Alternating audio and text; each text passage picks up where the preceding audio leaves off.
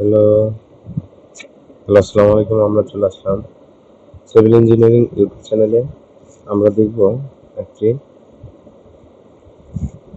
2.5 জমিতে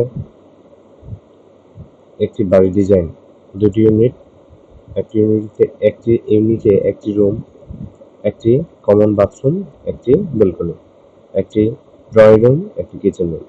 আরেকটি ইউনিটে আছে একটি মাস্টার বেডরুম, একটি ডাইনিং, একটি attach bathroom, balcony, kitchen room, common bathroom, একটি সিঁড়ি।